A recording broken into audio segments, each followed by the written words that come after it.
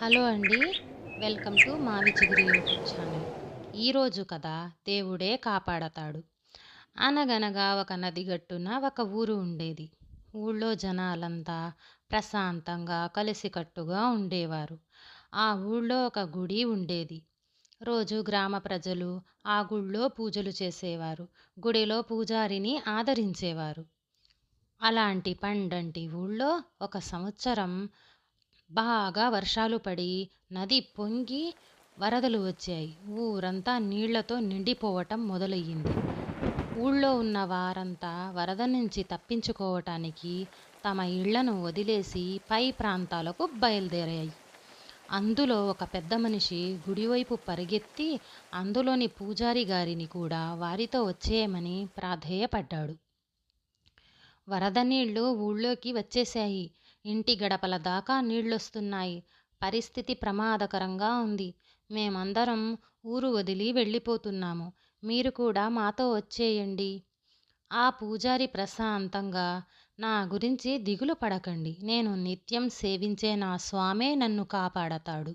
మీరు వెళ్ళండి అన్నారు. ఈ మాట విని పెద్ద మనిషి వెళ్ళిపోయాడు. కొద్దిసేపటికి నీళ్లు నడుము దాకా వచ్చేశాయి. పూజారి గారు గుడిగట్టున నుంచొని జపం చేసుకుంటుంటే ఒక గుర్రపు బండిలో పోతున్నవారు కొంతమంది ఆగి పూజారి గారిని కూడా బండెక్కమన్నారు. కానీ పూజారి గారు మట్టుకు నన్ను దేవుడే కాపాడతాడు అని ఆ గుడిలోనే ఉండిపోయారు. కొంచెం సేపటికి నీళ్లు మెడదాకా వచ్చేశాయి. పడవలో ప్రయాణం చేస్తున్న కొందరు చూసి వారితో వచ్చేయమని బ్రతిమాలుకున్నారు. మీరు ఇంకా ఇక్కడే ఉన్నారా? ఇక్కడ ఉండటం చాలా ప్రమాదకరం. నీళ్లు చాలా వేగంగా వచ్చేస్తున్నాయి.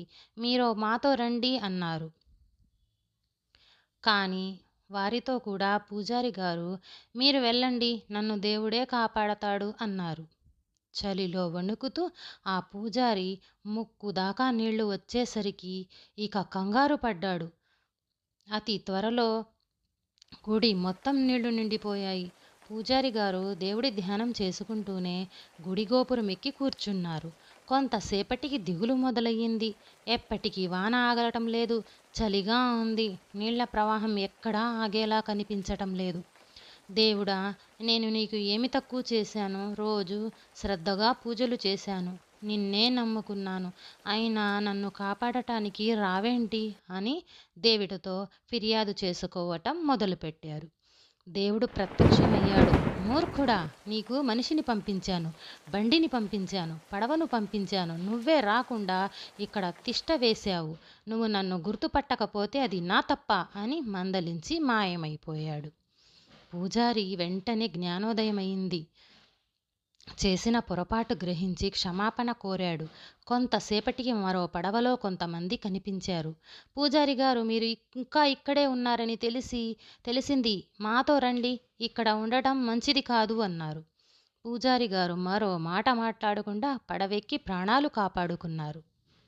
ఈ కథ నచ్చితే లైక్, షేర్ చేసి సబ్స్క్రైబ్ చేయండి. సబ్స్క్రైబ్ చేయకపోతే ఇప్పుడే చేసేయండి, మర్చిపోతారు.